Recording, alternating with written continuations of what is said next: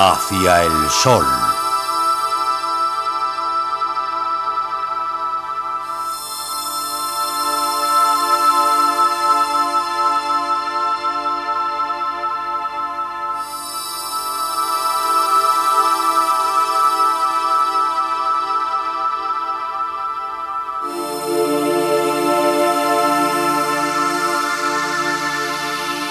En 1948 el régimen comunista de Rumanía liquidó la Iglesia greco-católica, uno de los ritos orientales de la Iglesia católica, forzándola a unirse con la Iglesia ortodoxa. Los 7 obispos y muchos sacerdotes y laicos que no quisieron renunciar a la unidad con Roma fueron arrestados.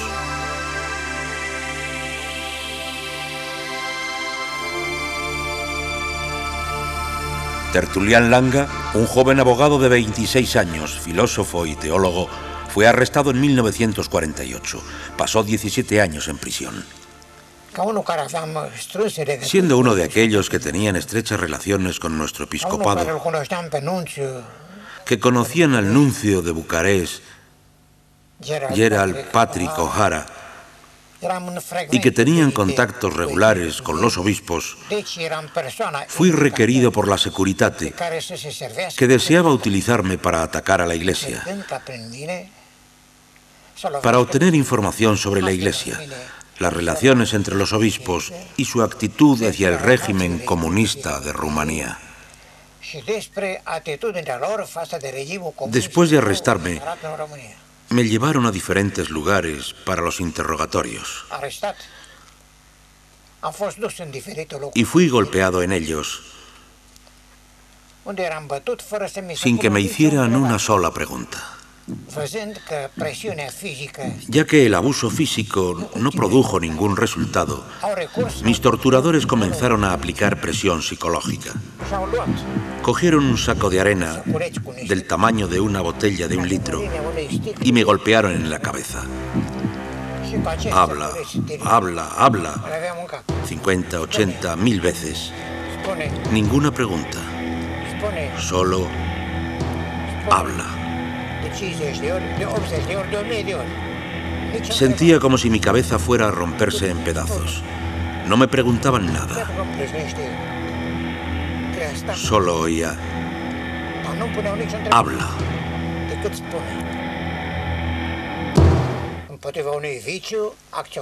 Uno debía luchar por hacer de cada tentación una virtud. Tras cada golpe, cuando los torturadores me gritaban, habla, seguía diciéndome a mí mismo, no hablaré, no hablaré. 50, 200, 1000 veces, no hablaré. No podía decir otra cosa que no hablaré. Trajeron una loba. Tenía que correr a través de 2 metros cuadrados, lo cual significaba 2 pasos aquí y 1 paso allí, hasta que mi cabeza me daba vueltas. Cada vez que me paraba, la loba entraba corriendo y saltaba sobre mi espalda. Cuando caía al suelo y mis torturadores me tiraban un balde de agua a la cara, les oía decir, ¿sabes cuánto tiempo ha estado corriendo? 39 horas.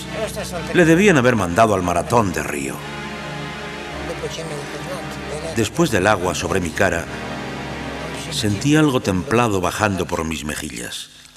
Era una sensación agradable, hasta que entró en mis ojos y mi nariz, y comenzó a escocer. Abrí los ojos, miré hacia arriba y vi el vientre de la loba. Me di cuenta de que la fiera estaba orinando sobre mi cara como una demostración del desprecio del régimen socialista hacia el hombre.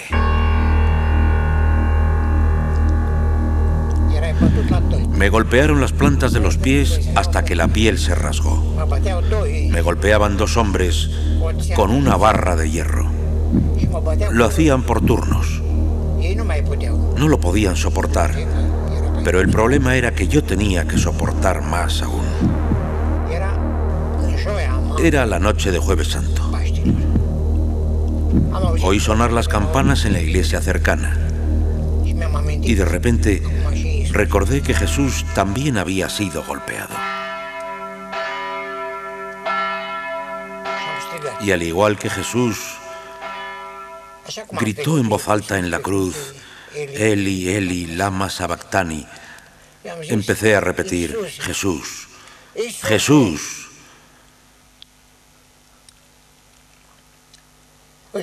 Clamaba a Jesús para sufrir juntos.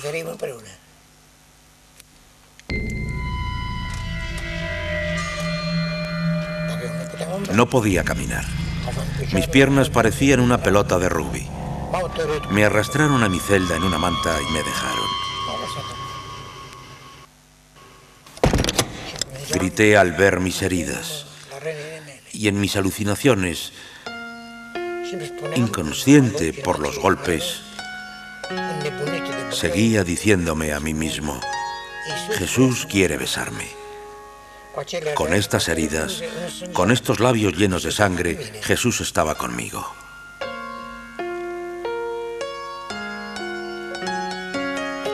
La terapia continuó. Me torturaron durante 3 meses, sin ninguna pregunta, solo debía hablar. A decir verdad, no tenía ni idea de lo que querían de mí. Y entonces, los torturadores empezaron a amenazarme con hacer daño a mi esposa. Sabían que solo habíamos estado juntos durante 3 meses después de nuestra boda y que mi esposa estaba embarazada. La traeremos aquí y haremos que dé a luz ante tus ojos. La golpearemos hasta que se ponga de parto aquí. Tenían una cinta grabada con gritos de mujeres y me decían, escucha cómo grita. Lo oía y quedaba aterrado. Quizás no les resultaba difícil comprender que mi esposa era mi debilidad, pero algo me decía que no podía ser ella y no me rendía ante sus amenazas. Pero fue lo más difícil que he tenido que soportar en la vida.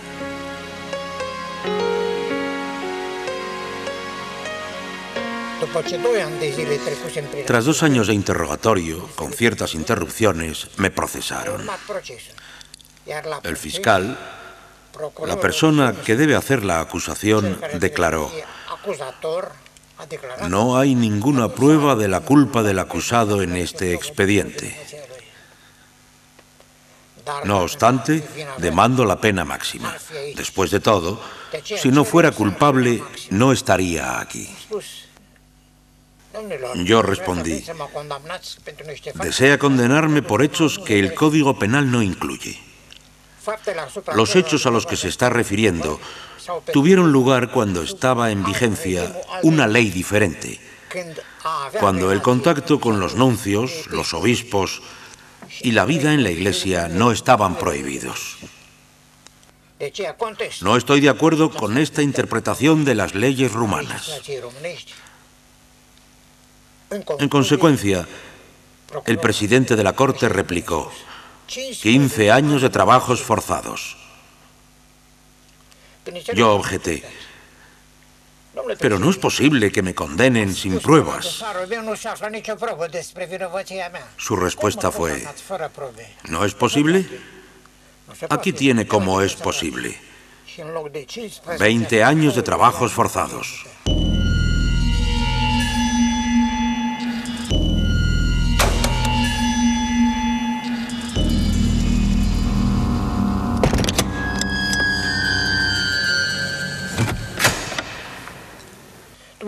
Después del juicio, me llevaron a la prisión de Aiud.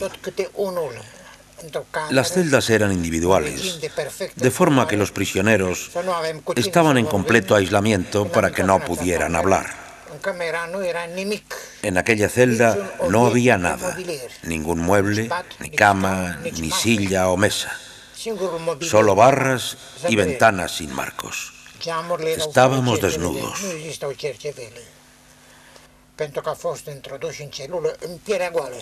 El tiempo empeoró durante el día. Hacía viento y nevaba.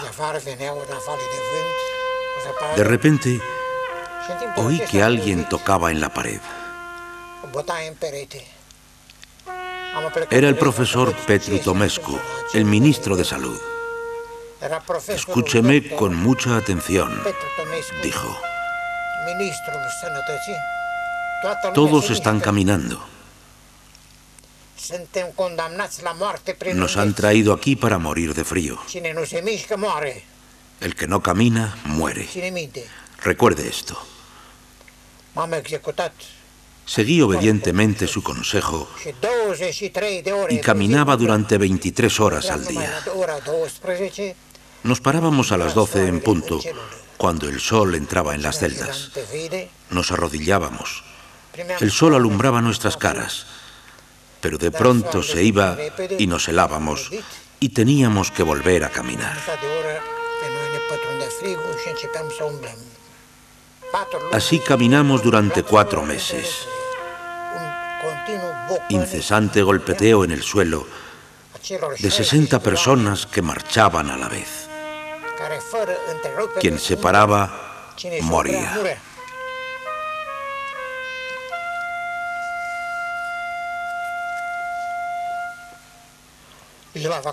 Jihlava era una prisión situada a unos 8 o 10 metros bajo tierra.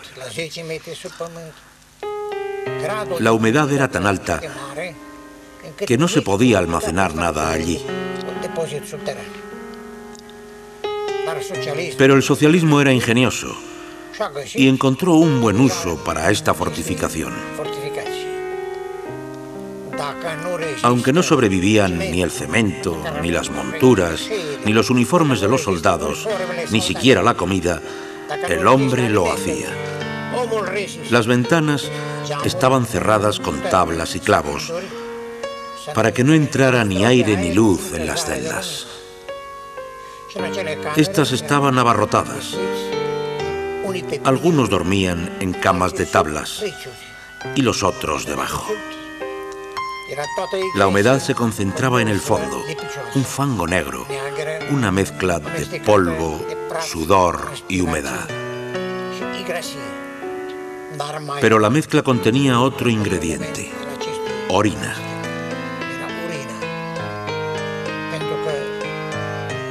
El resultado de un gran barreño de estaño que estaba en el centro de aquella habitación y en el que se nos obligaba a hacer nuestras necesidades.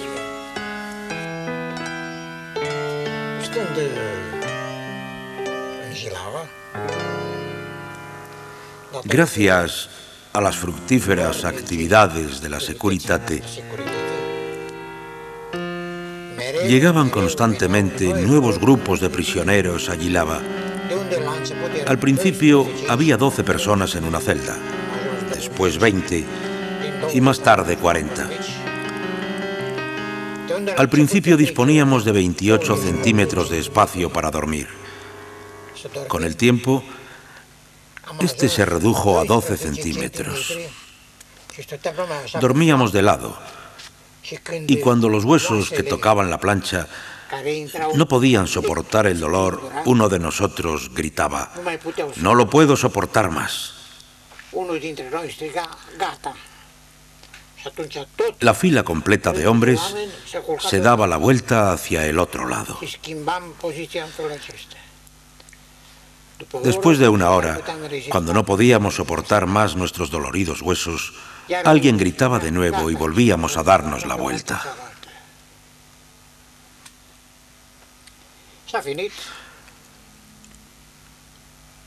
Un agente muy estricto del Ministerio de Asuntos Interiores nos visitó y nos preguntó: ¿cómo se sienten los prisioneros políticos?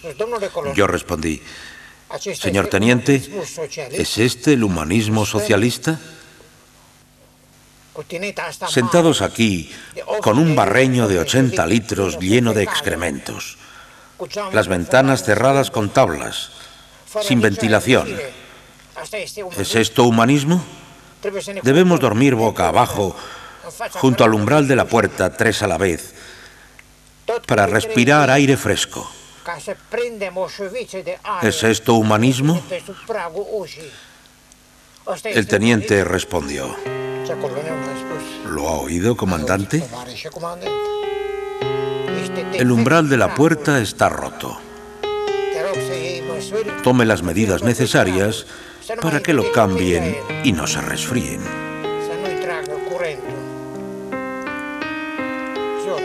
Al día siguiente, un preso común trajo una puerta enorme hecha de un madero grueso.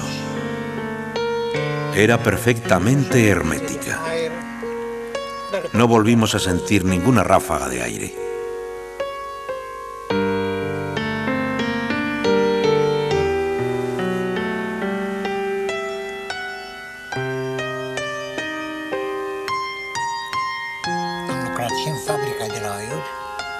También trabajé en una planta de fundición en Ahuid, donde movía una plancha que pesaba más de 400 kilos.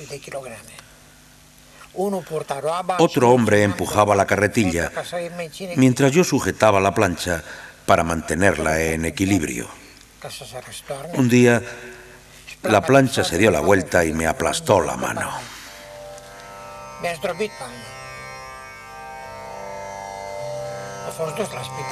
Me llevaron a un hospital y me atendió un cirujano que decidió que debería volver al día siguiente para una amputación. Durante la noche permanecí tumbado en mi celda llorando.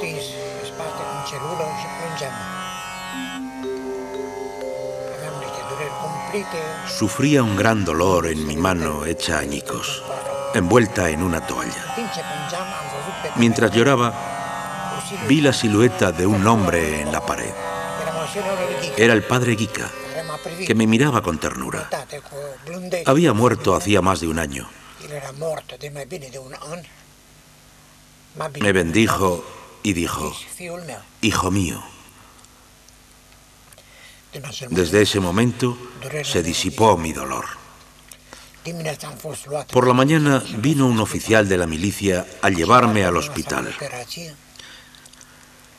Me colocaron en la mesa del quirófano, ante el mismo doctor que había dicho que mi mano debía ser amputada.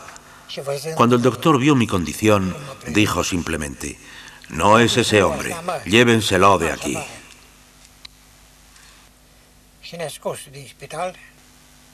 Me dieron el alta sin ninguna intervención quirúrgica. No sé lo que pasó. Solo que no sentía ningún dolor.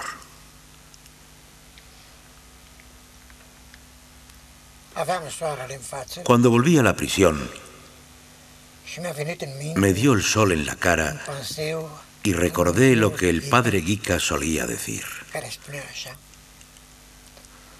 cuando te acercas a Dios, la sombra está a tu espalda. Cuando te alejas de Dios, la sombra está ante ti, en tu cara.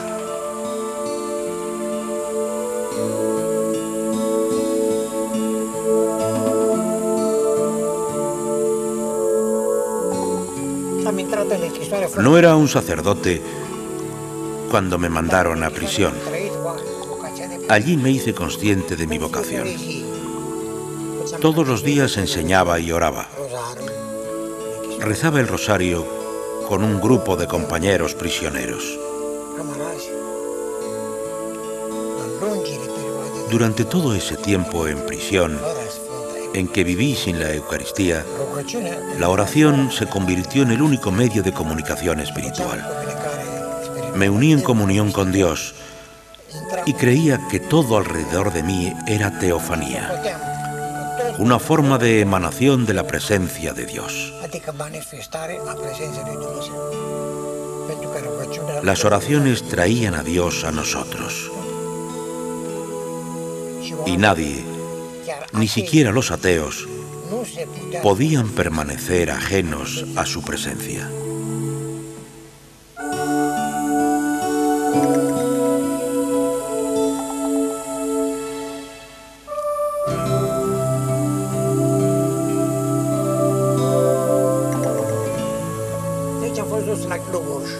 Me llevaron a Lugos. Algo había cambiado en la atmósfera política en Europa. Mi esposa y mi hija vinieron. No conocía a la niña porque había nacido mientras estaba en prisión.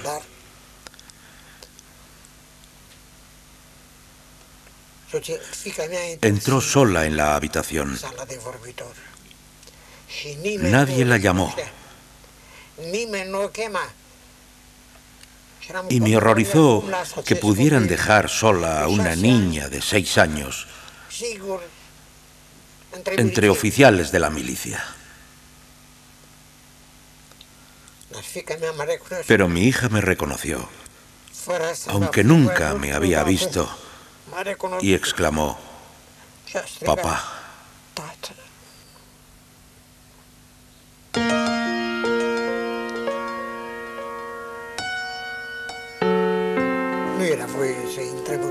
No se permitía el contacto directo con los prisioneros. Pero el oficial de la milicia, que era el comandante, viendo a la niña, preguntó a mi esposa: «¿Cuándo lo ha visto por última vez?». Mi esposa respondió: «No lo ha visto nunca. Nació en su ausencia». La niña tenía 6 años. La situación conmovió al comandante, de forma que la levantó sobre la reja para que pudiera tocarla. La besé. Nunca olvidaré aquel sentimiento. Fue como si hubiera sido herido por un trozo de alambre, un beso cortado por alambres comunistas.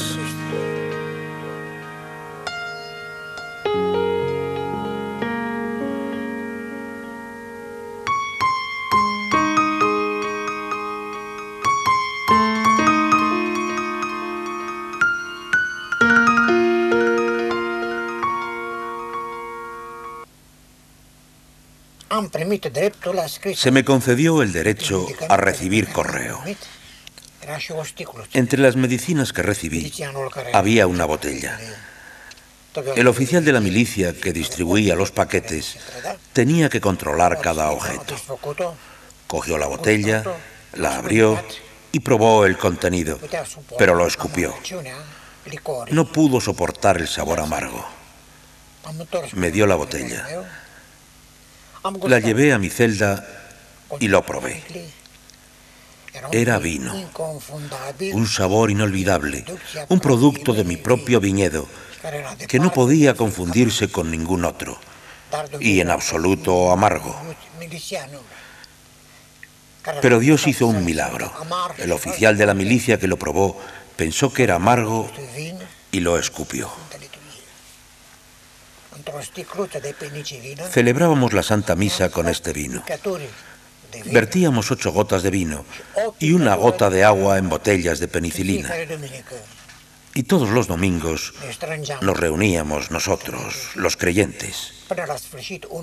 Un hombre, un sacerdote ortodoxo bien conocido, pidió permiso para participar en nuestra liturgia. Le dije: «Pero padre, esta es una misa católica». Él contestó: «Tenemos la misma Eucaristía, tanto nosotros ortodoxos como vosotros católicos. La Eucaristía nos unió. Posiblemente la unidad de la Iglesia en el futuro será el producto de un entendimiento común de la Eucaristía».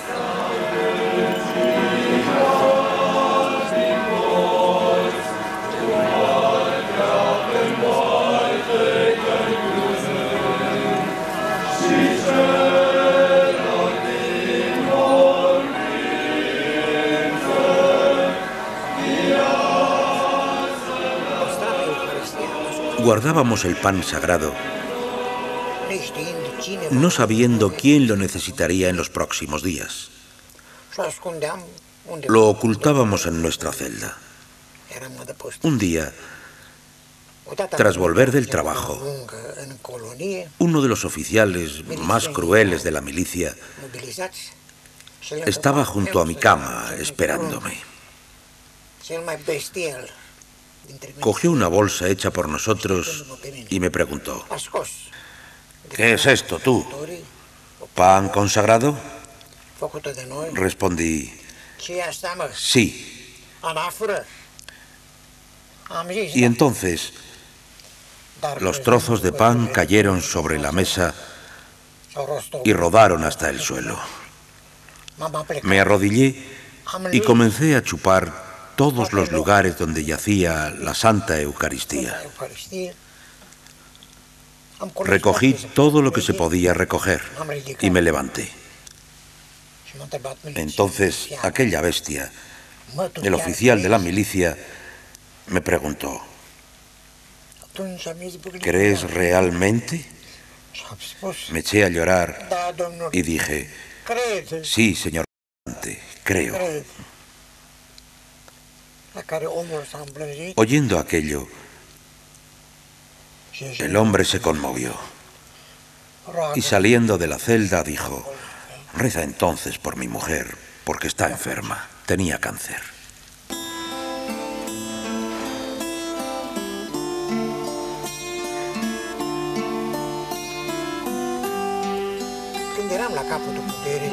Cuando estaba al borde de mi resistencia, a fin de tomar fuerza para continuar, solía decirme a mí mismo: contigo, Cristo, a través de ti, Cristo, y todo para tu mayor gloria.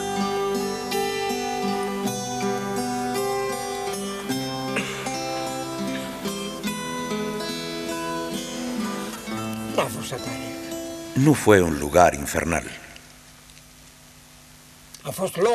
Fue el lugar de mi consagración. Fue el lugar donde muchas personas encontraron la fe, expiaron sus pecados. Por tanto, el diablo, si había querido hacernos sufrir, en realidad nos sirvió a nosotros tanto como el designio santificante de Dios. El diablo estaba allí, pero estaba sentado a un lado, mordiéndose las uñas, viendo cómo había alentado nuestro amor a Jesús. Tertulián Langa fue liberado de la prisión durante una amnistía política en 1964. Poco después de su liberación fue consagrado y se convirtió en sacerdote al servicio de la Iglesia greco-católica clandestina. Uno de sus hijos, nacido tras su liberación, es ahora un sacerdote greco-católico en un país libre. En la actualidad, miles de cristianos como el padre Langa son perseguidos en más de 80 países de todo el mundo. Ayuda a la Iglesia necesitada, trabaja para que puedan alzar su voz y denunciar una de las violaciones de los derechos humanos más silenciadas en nuestra sociedad.